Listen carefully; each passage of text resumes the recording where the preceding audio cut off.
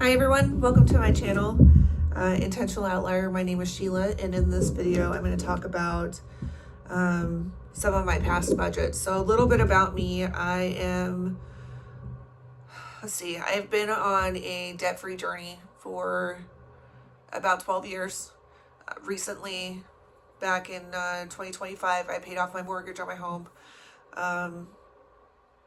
and I started this channel so that I could share some of the information that was useful to me and some of the tools that I used and the way that I used them and applied them to my life to kind of tailor them to my needs. Anything that you see here is not new. I didn't create any of it. I just took it and took what I could from it and used it and applied it to my life and to make it beneficial and do the things that I needed it to do. So that's one thing that I do encourage people to do with my channel is take what resonates with you and leave what doesn't. Personal finance is very personal. That's part of why they call it that. My situation is different from others. We all have our individual circumstances that we're working with. What I did, earlier this week, I put on my page a poll of whether people would like me to go through past budgets that I've had throughout the years. So, what I'm going to do is I'm going to take a look at, I'll make a video for each year, the ones that I do have, starting out with 2017. And it was because I was kind of looking through them myself before I start to play on the camera or record on the camera. And it's kind of fun for me to look back at where I was and how far I've come. Because sometimes while you're in the middle of it, you kind of lose sight of what's happening around you. Like you get down in there and you're in the ditches and the trenches and you're just going and it's autopilot and it's total just autopilot really. But to take a step back from it and kind of reflect on the cool things that I've accomplished, it's pretty neat. So it's this is fun for me as well. I didn't realize the benefits that I was going to experience going through this too. I'm kind of glad that I kept these. Because typically what I'll do at the end of each year is I'll take everything from my budget binders and I'll just put them in one envelope together. The reason that there's going to be a little bit of a gap in the years is because some years I used electronic versions of this, and so I didn't take the time to print them out or anything. What I did is I made myself an Excel spreadsheet, and it did all the cool things, and it talked to itself and other pages and all of that stuff. But okay, so we'll start out with 2017. One thing I noticed about myself that I'm pretty consistent with is every year I'll start out with a year at a glance. And that's just kind of good reference point for when my paydays are and what kind of information or what kind of, I don't know, it helps to have the dates in one place for the whole year. So back at this point, I had built a spreadsheet using Pages because I am a Mac person. I am not sponsored. But so what I did is I just made a simple table, and it kind of works like Excel does. And so all of these will add themselves. So this is all the column with the bills that I had at that time. And this is the column with the spending. And then the table will do the math for me, which is kind of nice. And then at that time, I was kind of coming up with an estimated amount of and I kind of still do this, but coming up with an estimated amount of the bills, and then I would write the real amount next to it when it hit my account. And then at that point in time, I was only giving myself $200 a month for my cash spending envelopes. And I didn't have any of the, sorry, Meriwether was just here. and she got the lights. Hang on just a second. Let me move that back.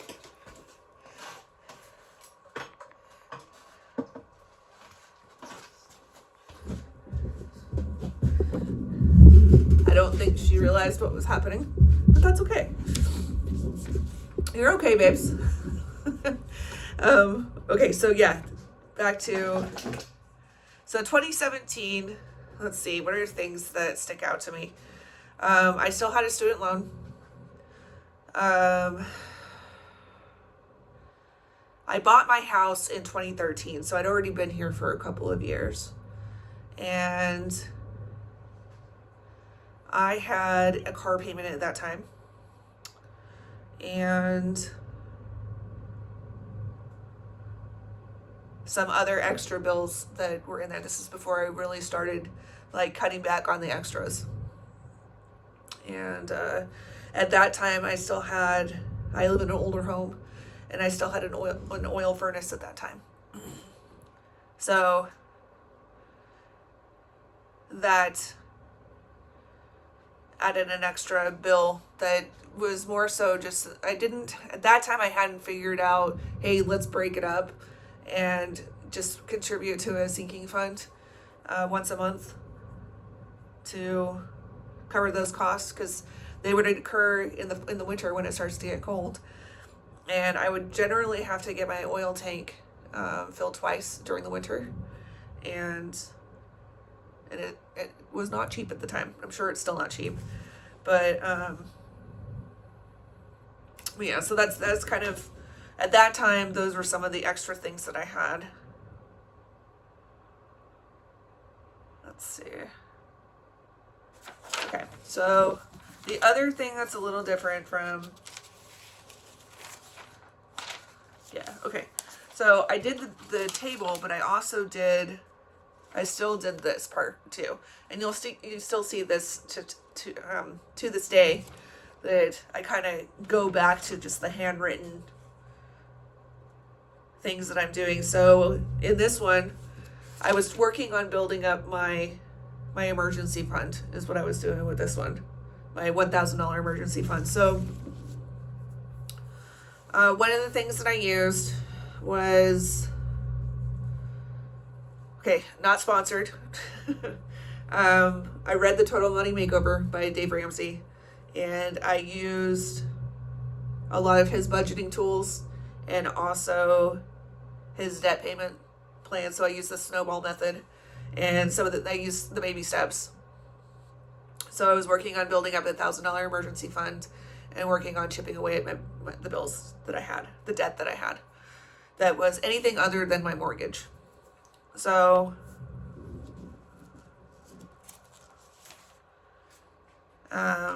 at this time so that kind of reflects here too. So I went through and I paid all of my bills. And then for my savings, I had $200 that I had decided that I was going to put towards my savings account. And then I went ahead and I did $200 for personal spending.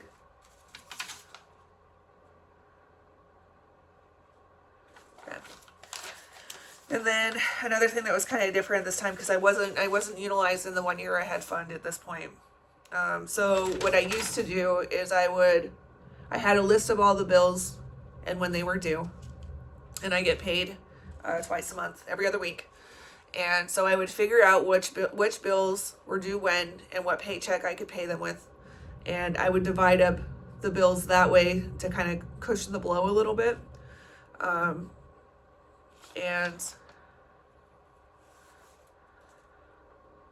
so that's kind of how I did that. So that all the ones that are due with that last paycheck that hit in December, and then the one 2 weeks after that was at the middle of January. So let's see. That's kind of, and it goes by month. A lot of times what I would do is if I had extra things that weren't regular expenses, monthly expenses, like for instance for this one it was my car tabs. I I made a note at the bottom of the table. That's why I left this room here for myself, was to add things when I needed them to. So if I knew that something was coming due, I would put it at the bottom here. And so my car tabs were due this month.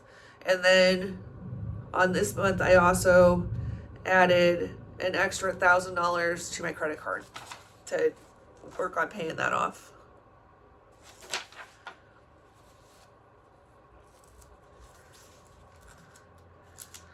Let's see.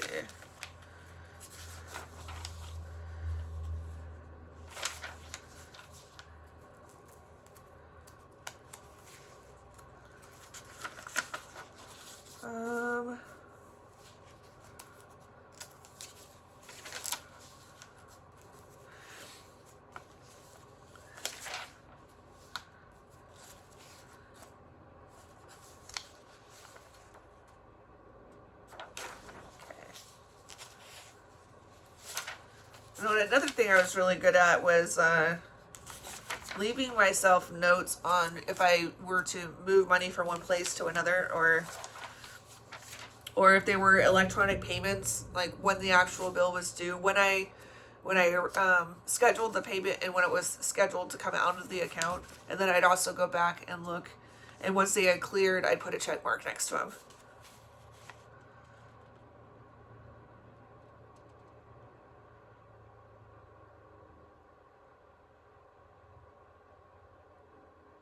Okay, so hang on just a second. I think I have another one. One of my things that I like to invest in, and this is not financial advice, is raw land. Back in 2017 was the first time I purchased some property. So that was the first time I made a purchase like that.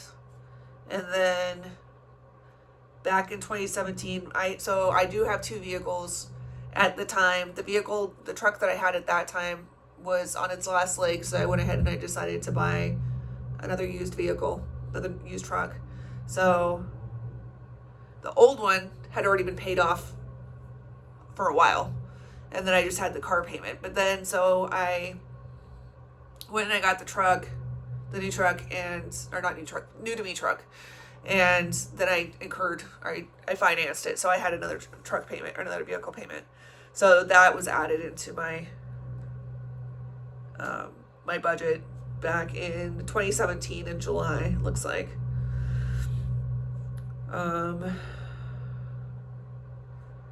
So when I do things like that, then I just have to go in and re-rack everything. And because it kind of shifts where the priority is at that time. And if I need to, I cut back on my weekly spending allotments. Because at this point in time, I was really starting to hone in on, we need to get rid of all the consumer debt. So, but at the time I needed a vehicle that I could go out to the property with, and my car was not that vehicle, is not that vehicle. The old truck was not that vehicle. So, okay, so let's see. Looks like, so for this one, I was still working on paying off my credit card. This is November 2017. And you can see where I added in, let's see. I added in the truck and the property to my bills, my monthly bills. And then I had my car insurance actually went up at that time with the different vehicle. So I adjusted that amount for that. And then let's see. I paid it extra money to the credit card. that I was working on paying off.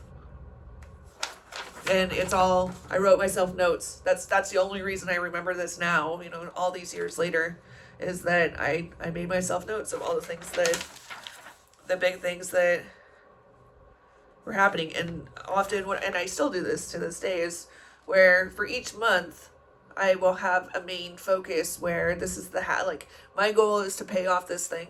In this case, it was the credit card. And my how was to transfer all extra money to the credit card. And then, so I would tell myself this, and then I would answer myself back at the end of the month, like how much extra outside of what was already planned to go to that minimum pay, or that payment, or that balance, did I actually put forward towards that bill. So that's kind of a fun reflection for me. Still dividing the bills up by paycheck at the end of this. A lot of this is not what I'm going to show you because it's tax information. Let's see.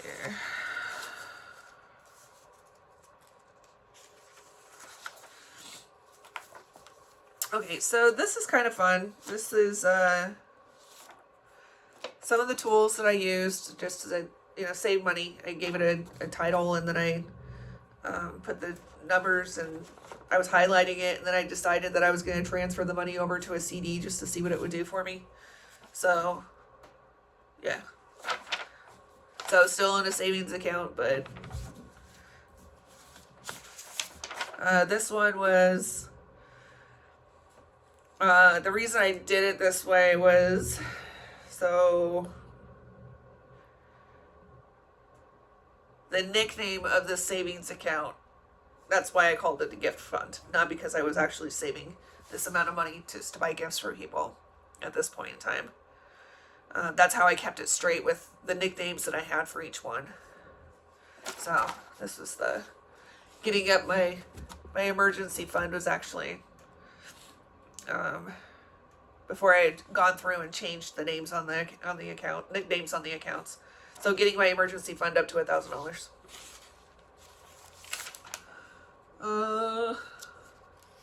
Looks like December, I'm still looking at splitting up the bills by paycheck. Okay, so at the beginning of the year, which I guess I kind of started with this, I set goals for myself, short-term and long-term goals. So at this time, I was working on building up my emergency fund to $5,000, building up my gift fund to $1,000, which ended up, like I said, it wasn't really a gift fund. I was using that. It was just nicknamed. That account was nicknamed that. So bills to pay off. My main goals during this year were my car, my credit card, and my student loan at the time. And next to each one, I put down the balance on the loans or the bills. And then as I paid them off, I would highlight them and I'd put the date that I paid them in full. So I paid off my student loan in 2017. And then my long-term goals were to build up my savings to $10,000 to pay off my home, and then to increase my my retirement account or contribution to 15%.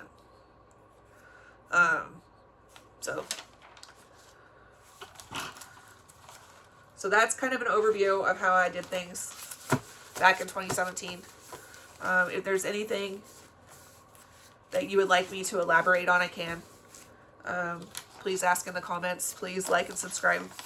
I'm working on building my channel, and all of that helps. Please share the channel with people that you think might benefit from it.